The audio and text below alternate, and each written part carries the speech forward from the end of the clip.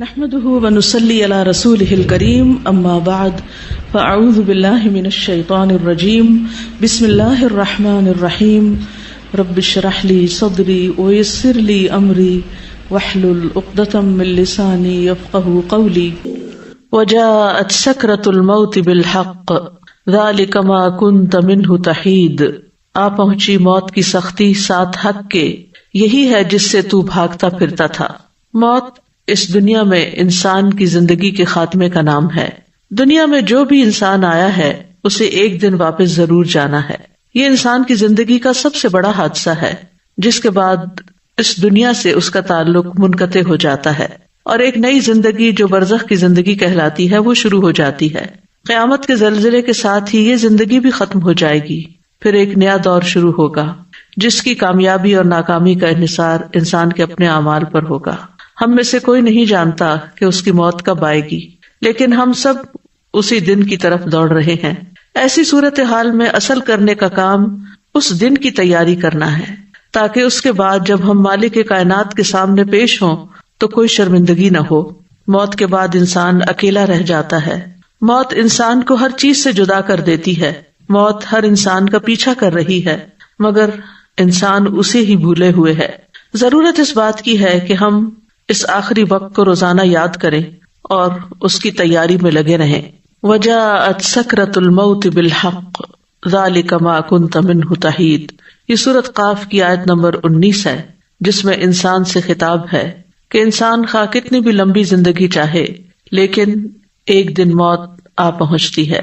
سکرات الموت، موت کی سختیاں، موت کی بے ہوشیاں، موت کی حقیقت کو لے کر آ پہنچتی ہیں، اور یہی وہ بات ہے جس سے انسان بھاگتا ہے۔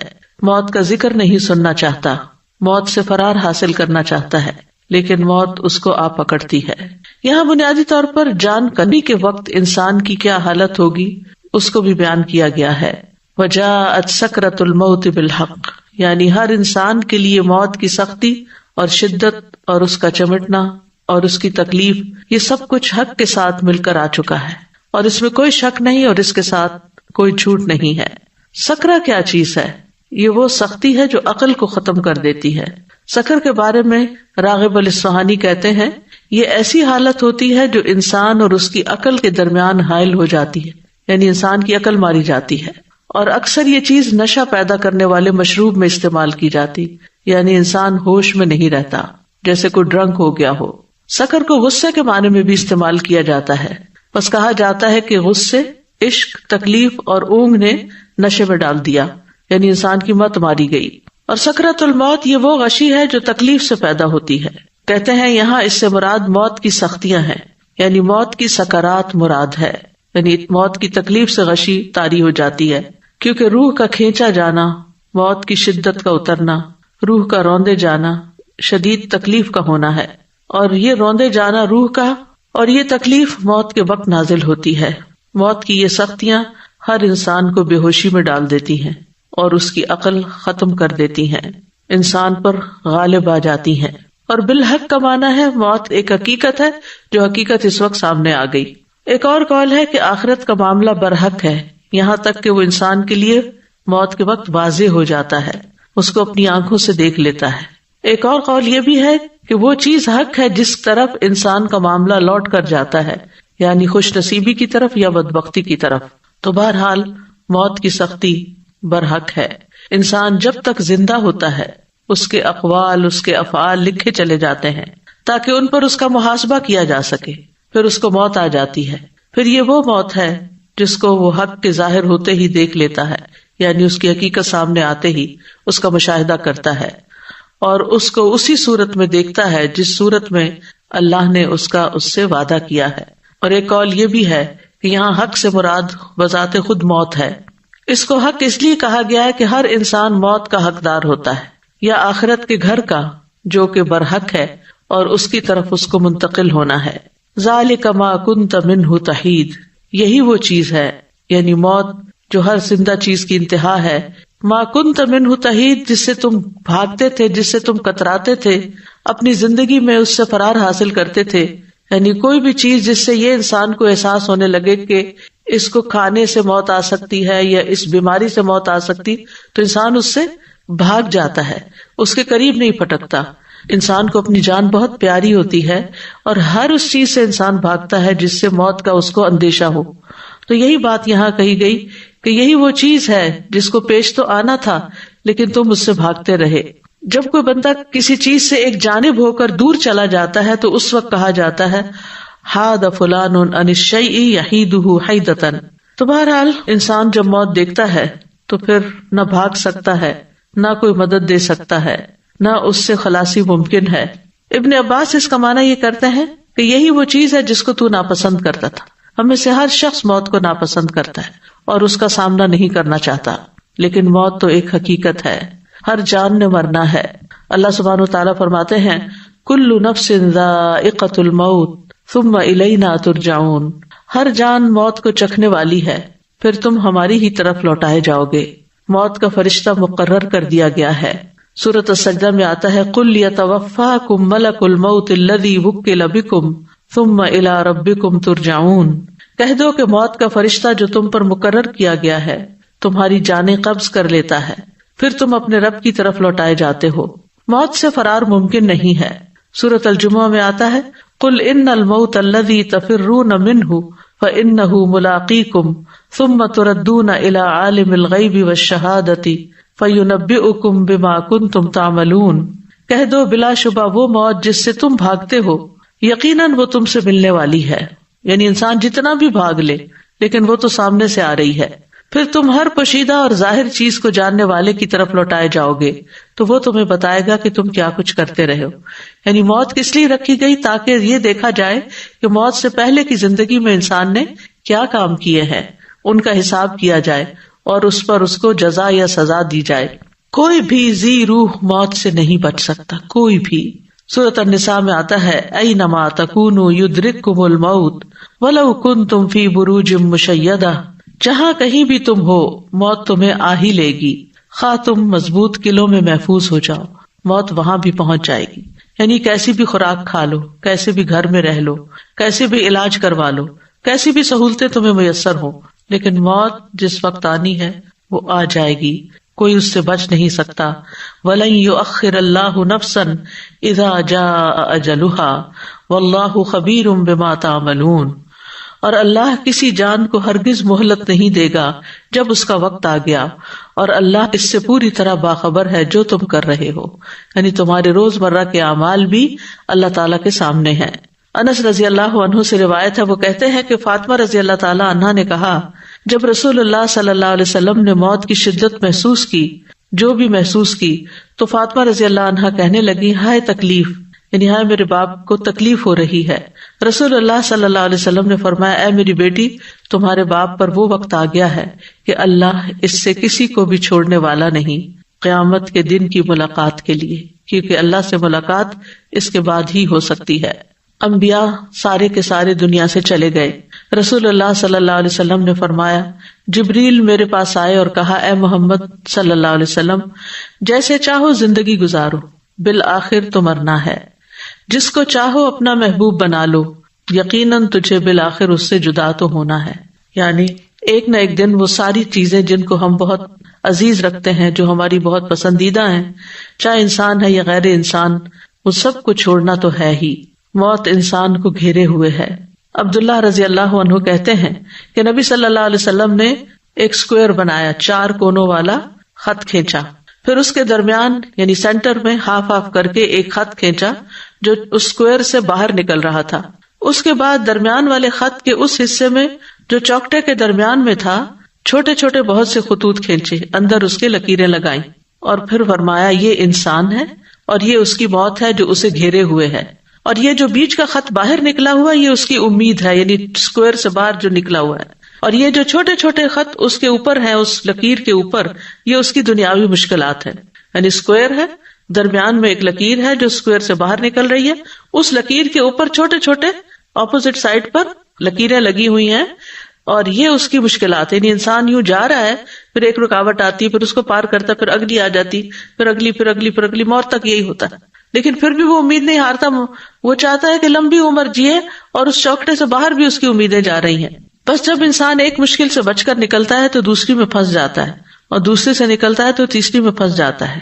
مطرف بن عبداللہ الشخیر اپنے والد سے روایت کرتے ہیں کہ نبی صلی اللہ علیہ وسلم نے فرمایا ابن آدم کی شکل و صورت یوں دکھائی گئی ہے کہ اس کے آس پاس 99 موتیں ہیں، 99 حادثات اور مصیبتیں اس کے آس پاس ہیں. اللہ اس کو بچائے رکھتا ہے اور جب موت کا وقت آتا ہے تو وہ ختم ہو جاتے ہیں. اگر وہ موتیں اس سے خطا کر بھی جائیں تو وہ انتہائی درجے کے بڑھاپے کا شکار ہوتا ہے حتیٰ کہ مر جاتا ہے. موت کا وقت اور جگہ بھی مقرر ہے. وما كان لنفس ان تموت الا باذن اللہ کتابا مؤجلا، اور کسی جان کے لیے ممکن نہیں کہ اللہ کے حکم کے بغیر مر جائے، لکھے ہوئے کے مطابق جس کا وقت مقرر ہے. سورۃ النحل میں آتا ہے فَإِذَا جَاءَ أَجَلُهُمْ لَا يَسْتَأْخِرُونَ سَاعَةً وَلَا يَسْتَقْدِمُونَ، پھر جب اس کا وقت آ جائے گا تو ایک گھڑی نہ پیچھے رہ سکتے ہیں نہ آگے بڑھ سکتے. این جس وقت دم نکلنا ہے اسی وقت نکلے گا.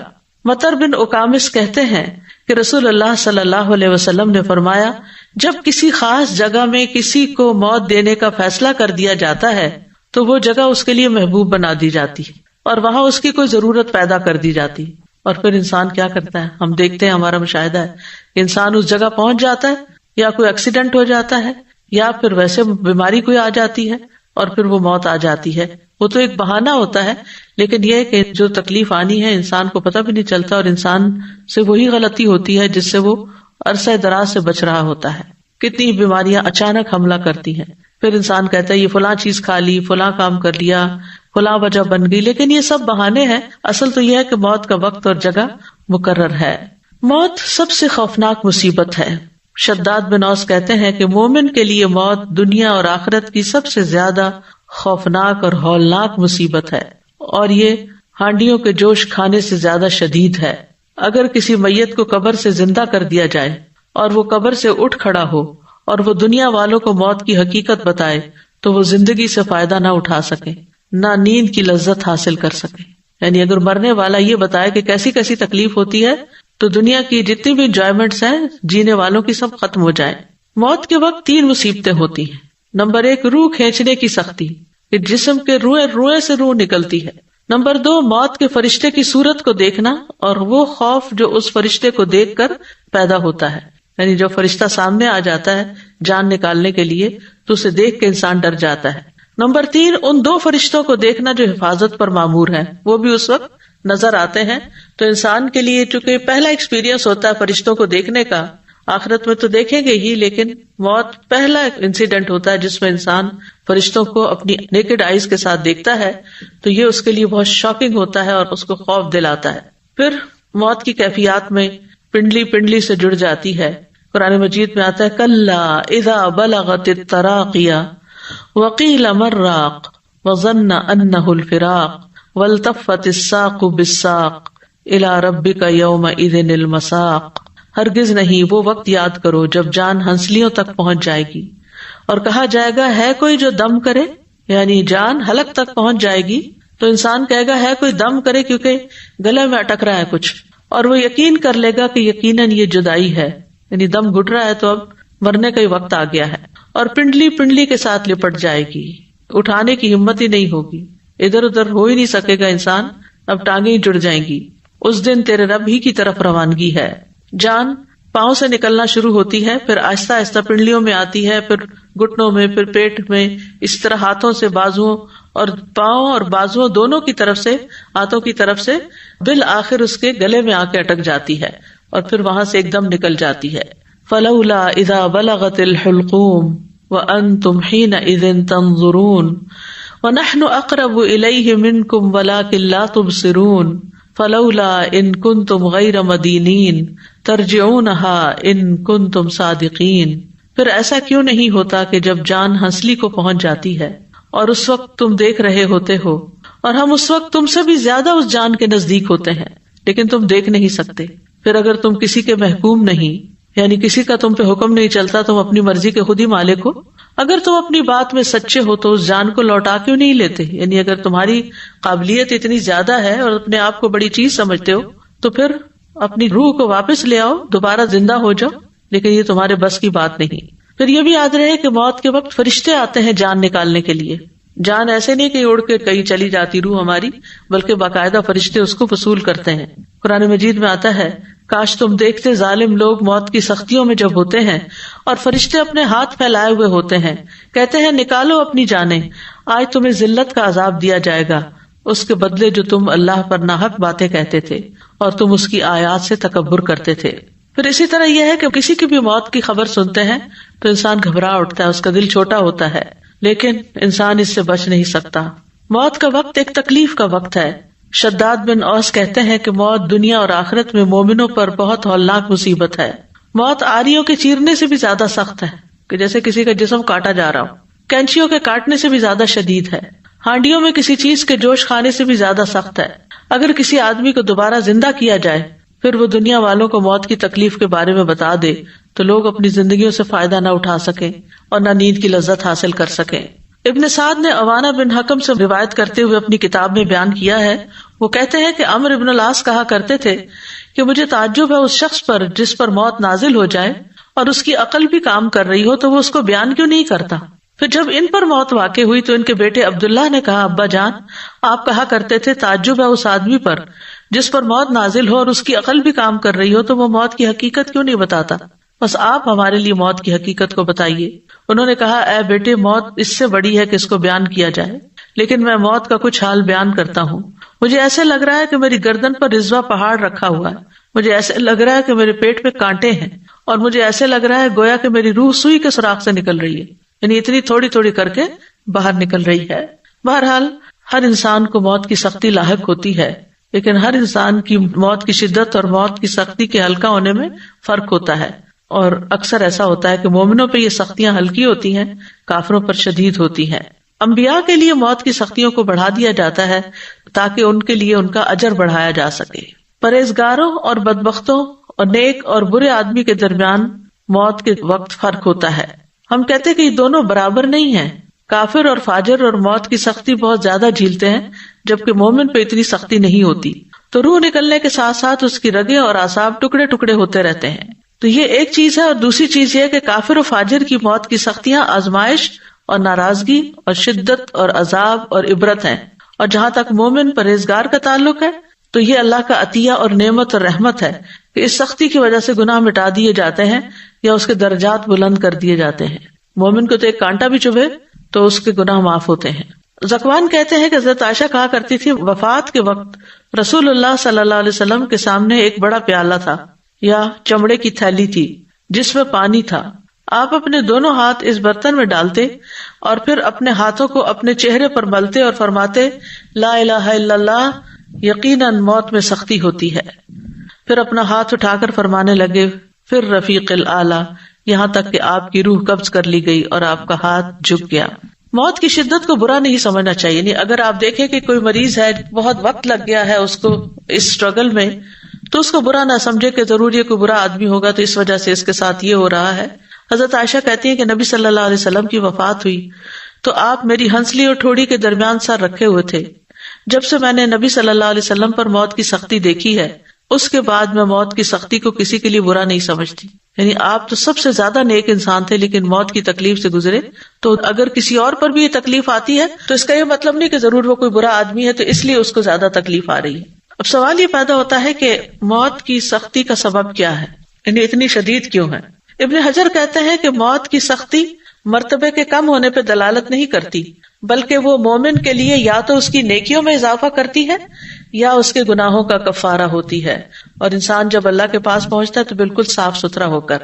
زید بن اسلم اپنے والد سے روایت کرتے ہوئے کہتے ہیں کہ جب مومن کے درجات میں سے کچھ باقی رہ جاتا ہے، یعنی اس نے ان درجوں تک پہنچنا ہے، اللہ نے بڑا ہائی رینک اس کے لیے لکھا ہے، اور وہ اپنے عمل کے ذریعے جنت کے اس درجے تک نہیں پہنچ پاتا تو اس پر موت کی سختی کو بڑھا دیا جاتا ہے تاکہ وہ موت کی سختیوں اور اس کی مصیبت کی وجہ سے جنت کے اس درجے تک پہنچ جائے۔ مومن کی موت کا منظر کچھ ایسا ہے کہ اللہ تعالیٰ مومن کو موت کی تکلیف دینا پسند نہیں کرتا۔ رسول اللہ صلی اللہ علیہ وسلم نے فرمایا، بے شک اللہ تعالیٰ فرماتا ہے، میں جو کام کرنا چاہتا ہوں اس میں مجھے اتنا تردد نہیں ہوتا جتنا کہ مجھے اپنے مومن بندے کی جان نکالنے میں ہوتا ہے۔ وہ موت کو تکلیف کی وجہ سے ناپسند کرتا ہے اور میں بھی اسے تکلیف دینا ناپسند کرتا ہوں۔ مومن موت کے وقت اللہ سے ملاقات کو پسند کرتا ہے، یعنی اللہ سے ناراض نہیں ہوتا، شریح بن ہانی کہتے ہیں میں عائشہ رضی اللہ عنہا کی خدمت میں حاضر ہوا تو میں نے عرض کیا اے ام المومنین، میں نے ابو ہریرہ سے سنا وہ رسول اللہ صلی اللہ علیہ وسلم سے حدیث روایت کرتے ہیں اگر واقعتاً ایسا ہی ہے تو ہم تو ہلاک ہو جائیں گے. تو انہوں نے کہا جو رسول اللہ صلی اللہ علیہ وسلم کے قول سے ہلاک ہو گیا وہ واقعتاً ہلاک ہونے والا ہے. وہ حدیث کیا ہے؟ انہوں نے کہا کہ رسول اللہ صلی اللہ علیہ وسلم نے فرمایا جو اللہ کی ملاقات کو پسند کرے اللہ بھی اس سے ملاقات کرنے کو پسند کرتا ہے، اور جو اللہ کی ملاقات کو ناپسند کرے اللہ بھی اس سے ملاقات کو ناپسند کرتا ہے، حالانکہ ہم میں سے ہر ایک موت کو ناپسند کرتا ہے.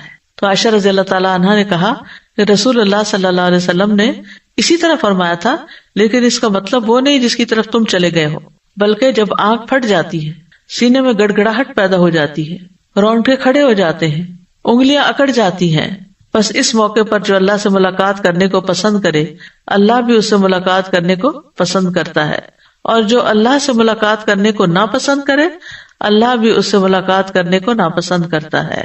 یعنی وہ جو موت کی شدت کا وقت ہے اس وقت اللہ سے بدگمان نہیں ہونا چاہیے، بلکہ اللہ تعالیٰ سے ملاقات کا شوق دل میں پیدا ہونا چاہیے. اللہ تعالیٰ ہمیں وہ عطا کرے. جب ہم مرے مومن کی جان جب اس کے پہلوؤں سے نکل رہی ہوتی ہے تو بھی وہ اللہ کا شکر ادا کر رہا ہوتا ہے.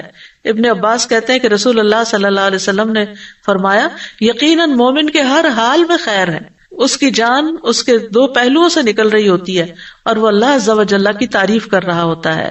حسن بصری کہتے ہیں مومن کے لیے راحت صرف اللہ کی ملاقات میں ہی ہے، اور جس کی راحت اللہ کی ملاقات میں ہو تو اس کی موت کا دن اس کے لیے مسرت اور خوشی اور امن اور عزت اور شرف کا دن ہوگا. عبداللہ بن مسعود کہتے ہیں کہ نبی صلی اللہ علیہ وسلم نے فرمایا بے شک مومن کی روح پسینے سے نکلتی ہے جبکہ کافر کی روح اس کی باٹ سے نکلتی ہے جیسے گدھے کی روح. مرتے ہی سلامتی اور جنت کی بشارت مل جاتی ہے. الذین تتوفاہم الملائکۃ طیبین یقولون سلام علیکم ادخلوا الجنۃ بما کنتم تعملون. وہ لوگ جو پاک سیرت ہوتے ہیں فرشتے ان کی روح قبض کرنے آتے ہیں تو کہتے ہیں تم پر سلام ہو، جو اچھے عمل تم کرتے رہے ہو اس کے صلے میں جنت میں داخل ہو جاؤ. سورۃ الفجر میں آتا ہے یا ایتھا النفس المطمئنہ ارجعی الی ربک راضیۃ مرضیہ فادخلی فی عبادی وادخلی جنتی. پھر یہ کہ مومن اچھے طریقے سے دنیا سے رخصت ہوتا ہے. فَأَمَّا إِن كَانَ مِنَ الْمُقَرَّبِينَ فَرَوْحٌ وَرَيْحَانٌ وَجَنَّةُ نَعِيمٍ وَأَمَّا إِن كَانَ مِنْ أَصْحَابِ الْيَمِينِ فَسَلَامٌ لَكَ مِنْ أَصْحَابِ الْيَمِينِ. پس اگر وہ مقربین میں سے ہو، مقرب بندوں میں سے، تو اس کے لیے راحت اور عمدہ رزق اور نعمت والی جنت ہے آگے. اور لیکن اگر وہ دائیں ہاتھ والوں میں سے ہوا تو تجھ پر سلام کہ تو دائیں ہاتھ والوں میں سے ہے. یہ فرق ہے مقربین ٹاپ کلاس اور سیکنڈ کلاس کا. پھر اسی طرح مومن کا آگے بھی بہترین استقبال ہوتا ہے. براء ابن عازب کہتے ہیں کہ نبی صلی اللہ علیہ وسلم نے فرمایا بے شک مومن بندہ جب دنیا سے رخصت ہونے اور آخرت کے قریب ہوتا ہے تو اس کی طرف آسمان سے روشن چہروں والے فرشتے آتے ہیں گویا کہ ان کے چہرے سورج کی طرح ہوں. ان کے پاس جنت کے کفنوں میں سے ایک کفن اور جنت کی حنوط یعنی خوشبو میں سے ایک خوشبو ہوتی ہے، یہاں تک کہ وہ اس کی حد نگاہ تک بیٹھ جاتے ہیں. پھر ملک الموت علیہ السلام آ کر اس کے سرہانے بیٹھ جاتے ہیں اور کہتے ہیں ایتھا النفس المطمئنہ اخرجی الی مغفرۃ من اللہ ورضوان. اے پاکیزہ نفس اللہ کی مغفرت اور رضامندی کی طرف نکلو. چنانچہ اس کی روح بہہ کر اس طرح نکل جاتی ہے جیسے مشکیزے کے منہ سے پانی کا قطرہ بہہ جاتا ہے. پھر ملک الموت اسے پکڑ لیتے ہیں اور جب وہ اسے پکڑ لیتے ہیں تو دوسرے فرشتے پلک جھپکنے کی مقدار بھی اس کی روح کو ملک الموت کے ہاتھ میں نہیں رہنے دیتے، بلکہ ان سے لے کر اسے کفن میں لپیٹ کر اپنی لائی ہوئی حنوط مل دیتے ہیں، خوشبو ملتے ہیں، اور اس کے جسم سے ایسی خوشبو نکلتی ہے جیسے بہت ہی زیادہ مہکنے والی کستوری کی خوشبو جو روئے زمین پر پائی گئی ہو. پھر فرشتے اس روح کو لے کر اوپر چڑھ جاتے ہیں. اس کے بارے میں ایک نرس نے مجھے بتایا تھا جو ایسے ہی وارڈ میں ہوتی تھی، 30-35 سال کا شاید اس کا ایکسپیرینس تھا ایسے لوگوں کے ساتھ، یعنی جو بالکل مرنے کے قریب ہوتے ہیں. وہ کہتی ہے کہ ایک دفعہ ایسا ہوا تھا کہ جب ایک مردے کی جان نکلی ایک شخص کی تو پورا کمرہ خوشبو سے بھر گیا اور تقریباً 15 منٹ تک وہ خوشبو وہاں رہی، اس کے بعد ختم ہو گئی. ڈاکٹرز بھی تھے اور لوگ، یعنی سبھی اس بات کی گواہی دے رہے تھے کہ بہت ہی زبردست قسم کی خوشبو آ رہی ہے. معلوم نہیں اس شخص کا کیا نیک عمل ہوگا جس کی وجہ سے اللہ نے اس کو چن لیا. پھر آسمان کا سفر ہوتا ہے، یعنی جب فرشتے اپنا کفن لے کر آتے ہیں، روح نکال کے کفن میں لپیٹ کے اوپر چلے جاتے ہیں۔ براء ابن عازب کہتے ہیں نبی صلی اللہ علیہ وسلم نے فرمایا، فرشتے اس روح کو لے کر اوپر چڑھ جاتے ہیں اور فرشتوں کے جس گروہ پر بھی ان کا گزر ہوتا ہے وہ پوچھتا ہے ما ھذا الروح الطیب، یہ پاک روح کون ہے؟ وہ جواب میں کہتے ہیں فلاں بن فلاں، اس کا بہترین نام بتاتے ہیں جس سے دنیا میں لوگ اسے پکارتے تھے، حتیٰ کہ وہ اسے لے کر آسمان دنیا تک پہنچ جاتے ہیں۔ وہ اس کے لیے دروازہ کھلواتے ہیں تو ان کے لیے دروازہ کھول دیا جاتا ہے، تو ہر آسمان کے مقرب فرشتے اس کے ساتھ ساتھ چلتے ہیں آسمان کی طرف جو اس کے بعد آتا ہے، اور اس طرح اسے 7ویں آسمان تک پہنچا دیا جاتا ہے۔ آسمان والے نیک روح کو مسلسل مرحبا کہتے ہیں، ویلکم ویلکم۔ ابو ہریرہ سے مروی ہے کہ نبی صلی اللہ علیہ وسلم نے فرمایا، فرشتے مومن کی روح کو آسمان کی طرف چڑھا لے جاتے ہیں، پھر اس کے لیے آسمان کا دروازہ کھلتا ہے، پوچھا جاتا ہے یہ کون ہے؟ کہا جاتا ہے فلاں شخص ہے۔ وہ کہتے ہیں پاک نفس کو جو پاک بدن میں تھی، داخل ہو جاؤ اے قابل تعریف، اور خوش ہو جاؤ اللہ کی رحمت اور خوشبو سے، اور اس رب سے جو تجھ پر ناراض نہیں۔ بلا شبہ برابر اسے یہی کہا جاتا ہے، یہاں تک کہ روح آسمان تک پہنچ جاتی ہے جہاں اللہ عز و جل ہے۔ کیا مقام ہے، کیا درجہ ہے۔ پھر جسم جو ہوتا ہے وہ قبر میں دفنا دیا جاتا ہے، روح کو آسمان سے پھر حساب کتاب کے لیے دوبارہ قبر تک لایا جاتا ہے، ایک دفعہ وہاں پہنچ کے پھر وہ زمین پر آتی ہے۔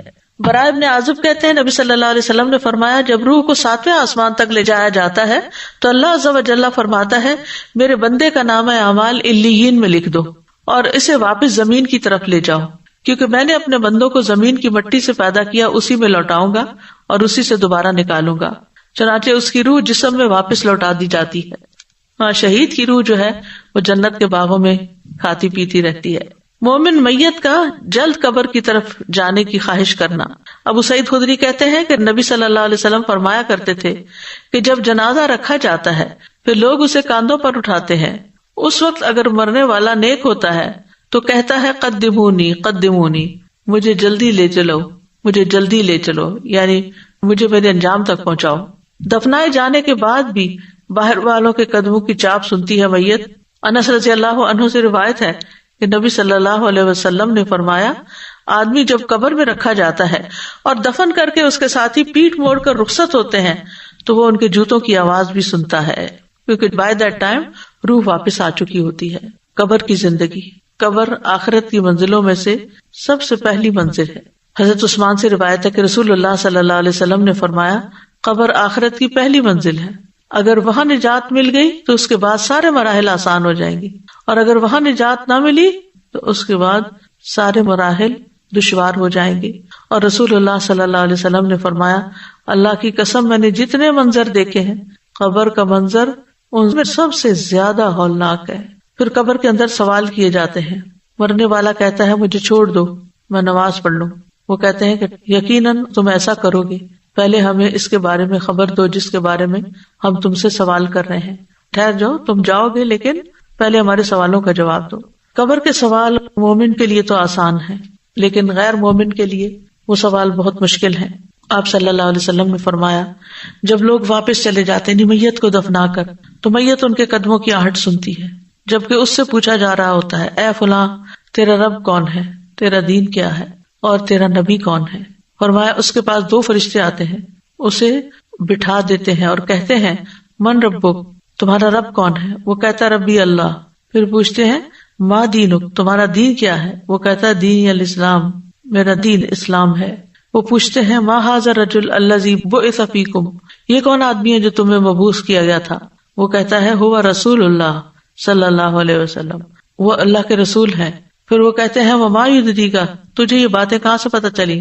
قرأت کتاب اللہ، وہ کہتا ہے میں نے اللہ کی کتاب پڑھی، وآمنت بہ، اس پر ایمان لایا، یعنی پڑھ لکھ کر اس نے ایمان قبول کیا۔ یہ کتنا ضروری ہے پڑھنا لکھنا، کتنا ضروری ہے سوچ سمجھ کے زندگی بسر کرنا۔ یہی سوال جواب اللہ کے اس فرمان کے مصداق ہیں، یثبت اللہ الذین آمنوا، اللہ ایمان والوں کو ثابت قدمی عطا کرے گا۔ فرمایا پھر آسمان سے منادی کرنے والا آواز لگاتا ہے، قد صدق عبدی فافرشوہ من الجنہ وافتحوا لہ بابا الی الجنہ والبسوہ من الجنہ، تحقیق میرے بندے نے سچ کہا، اسے جنت کا بستر بچھا دو اس کو جنت کا لباس پہنا دو، اس کے لیے جنت کی طرف سے دروازہ کھول دو۔ قبر میں نیک اعمال مومن کی حفاظت کرتے ہیں۔ ابو ہریرہ کہتے ہیں کہ نبی صلی اللہ علیہ وسلم نے فرمایا، میت کو جب اس کی قبر میں رکھ دیا جاتا ہے تو وہ ان کے پلٹ جانے کے وقت ان کی جوتوں کی آواز سنتے ہیں۔ اگر وہ مومن ہوتا ہے تو نماز اس کے سرہانے ہوتی ہے، روزہ اس کے دائیں جانب ہوتا ہے، زکوٰۃ اس کی بائیں جانب ہوتی ہے، دیگر نیک کام، صدقہ، صلہ رحمی، نیکی اور لوگوں سے احسان اس کے پاؤں کی طرف آ جاتے ہیں۔ اگر اس کے سرہانے کی طرف سے آ جاتا تو نماز کہتی ہے میری طرف سے آنے کا راستہ نہیں، پھر اس کے دائیں جانب سے آ جاتا ہے تو روزہ کہتا ہے میری طرف سے آنے کا راستہ نہیں، پھر اس کے بائیں جانب سے آ جاتا ہے تو زکوٰۃ کہتی ہے میری طرف سے آنے کا راستہ نہیں، پھر اس کے دونوں پاؤں کی طرف سے آ جاتا ہے، پھر نیک اعمال، صدقہ، صلہ رحمی، نیکی اور لوگوں سے اچھا سلوک کہتے ہیں کہ میری طرف سے آنے کا راستہ نہیں، یعنی وہاں سے وہ گزرنے نہیں دیتے کسی بھی عذاب یا کسی بھی بلا کو۔ طبرانی کی روایت میں ہے، آدمی کے پاس اس کی قبر میں آیا جاتا ہے، پھر جب اس کے سرہانے کی جانب آیا جاتا ہے تو اس کو قرآن کی تلاوت دھکیل دیتی ہے، جب اس کے دونوں ہاتھوں کی طرف آیا جاتا ہے تو اس کو صدقہ دھکیل دیتا ہے، کیونکہ ہاتھ سے انسان صدقہ کرتا رہا تھا، اور جب اس کے پاؤں کی جانب آیا جاتا ہے تو اس کا مسجدوں کی طرف نکلنا جانا اس عذاب کو دھکیل دیتا ہے۔ نیک اعمال قبر کی تنہائی دور کر دیتے ہیں۔ براء ابن عازب کی روایت ہے، نبی صلی اللہ علیہ وسلم نے فرمایا، قبر میں مومن کے پاس ایک خوبصورت لباس اور انتہائی عمدہ خوشبو والا ایک آدمی آتا ہے اور اسے کہتا ہے، ابشر، خوشخبری پاؤ جو تمہیں خوش کرے گی، یہ وہی دن ہے جس کا تم سے وعدہ کیا جاتا تھا۔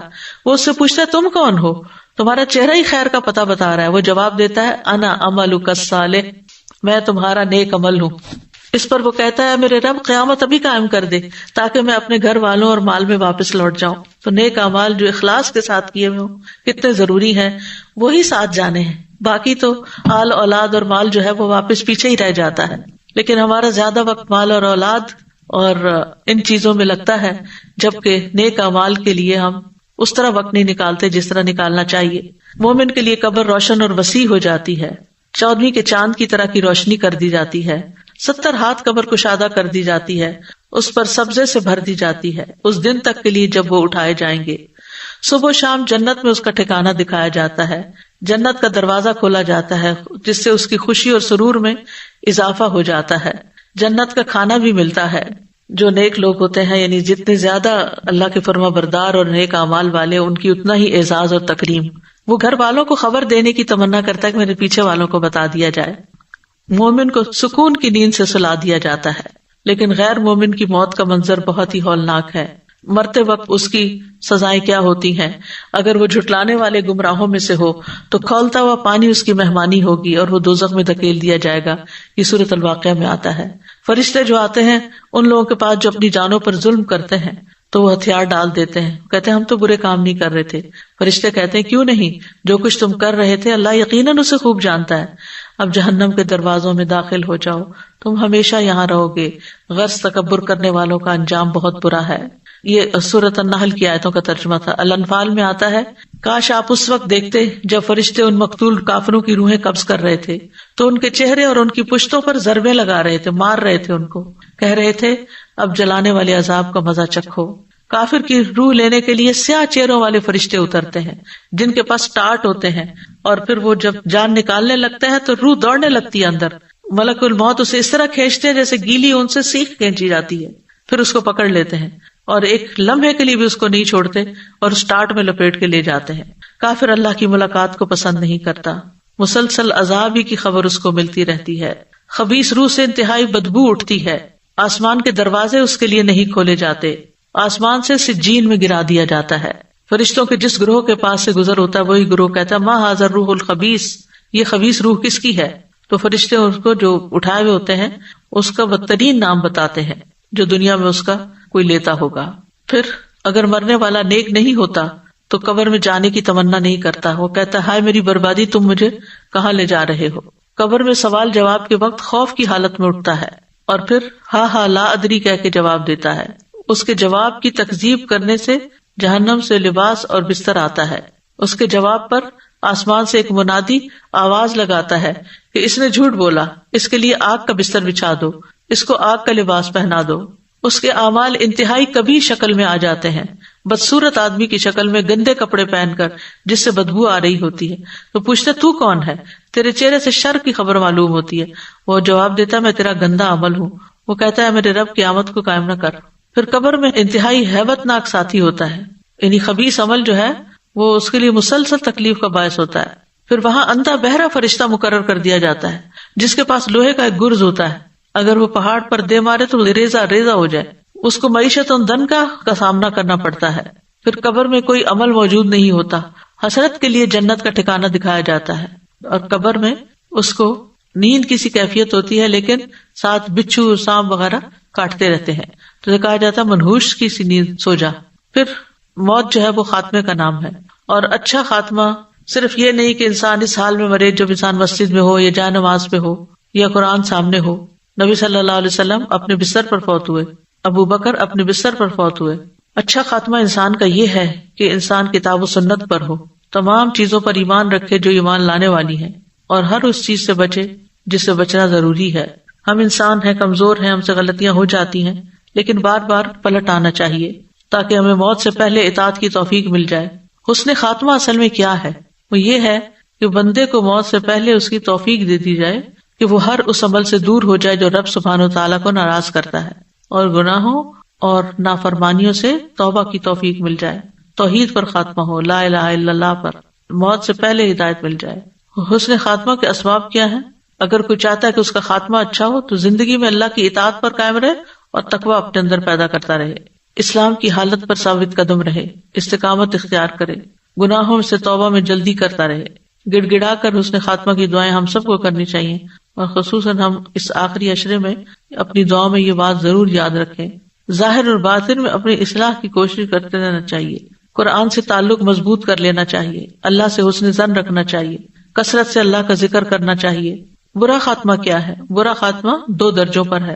پہلا مرتبہ یہ کہ انسان شک کا شکار ہو جائے، دوسرا مرتبہ جو اس سے کم درجے کا ہے کہ موت کے وقت انسان کے دل پر دنیا کے کسی کام کی محبت یا حرام خواہشات میں سے کوئی خواہش غالب آ جائے اور وہ خواہش اس کے دل میں متشکل ہو کے دکھائی دے۔ برے خاتمے کی وجوہات کیا ہوتی ہیں؟ عقیدہ کا بگاڑ، شرک پہ خاتمہ ہونا، استقامت نہ ہونا، اللہ اور اس کے رسول کی مخالفت کرنا، نبی صلی اللہ علیہ وسلم کا مذاق اڑانا، دین سے پھر جانا، اللہ کی ناراضگی کے کام کرنا، نافرمانیوں میں لگے رہنا، راتوں کو اللہ کی نافرمانی میں گزارتے ہوئے موت آ جانا، اللہ کے حرام کردہ امور کا ارتکاب کرنا، دنیا میں ہی مگن ہو جانا، خودکشی کر لینا، جھوٹے الزام لگانا، لوگوں کو گمراہ کرنا۔ ہمیں دعا بھی کرنی چاہیے کہ اللہ تعالیٰ ہمارا انجام اچھا کرے۔ فاطر السماوات والارض انت ولی فی الدنیا والآخرہ توفنی مسلما والحقنی بالصالحین۔ کسی کی موت ہو جائے تو اس کے لیے دعا کرنا، بری موت سے پناہ مانگنا چاہیے، بری بیماریوں سے بھی پناہ مانگنی چاہیے۔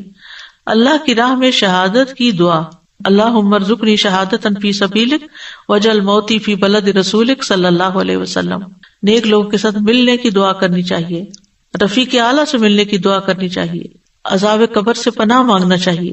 تو کرنے کے کام یہ ہے کہ موت سے پہلے پہلے نیکیوں سے فائدہ اٹھا لیں۔ موت کی علامات ظاہر ہونے پر ایمان لانا فائدہ نہ دے گا۔ موت سے پہلے توبہ کر لینی چاہیے، زندگی کے آخری لمحات کے لیے بھرپور کمائی کرنی چاہیے، موت سے غافل نہیں ہونا چاہیے، موت کا ذکر کرتے رہنا چاہیے، اس میں غور و فکر کرنا چاہیے۔ ایسا کوئی کام نہیں کرنا چاہیے جو موت کے وقت حسرت کا باعث ہو۔ موت کو کثرت سے یاد کرنا چاہیے، اپنے مرنے کو قریب بھی سمجھنا چاہیے۔ موت، قیامت اور آخرت کا کثرت سے اپنے بچوں سے، گھر والوں سے تذکرہ کرتے رہنا چاہیے۔ موت کو یاد کرنے کے فائدے کیا ہوتے ہیں؟ یہ کہ انسان توبہ جلدی کرتا ہے، اس کے دل میں قناعت ہوتی ہے، اس کی عبادت میں سرگرمی ہوتی ہے، دنیا کی لذتوں سے دور ہوتا ہے، زندگی کا رخ بدل جاتا ہے، دوسروں کی مصیبتیں بھی ہلکی لگتی ہیں۔ پھر موت کو ناپسند نہیں کرنا چاہیے، جس عمل کی وجہ سے موت ناپسند ہو اس کو چھوڑ دیں، جنت کی فکر کریں کیونکہ وہاں موت نہیں ہوگی، اور پھر مرنے والوں کو کلمے کی تلقین کریں۔ سبحانک اللہم و بحمدک اشہد ان لا الہ الا انت استغفرک و اتوب الیک۔ السلام علیکم و رحمۃ اللہ وبرکاتہ۔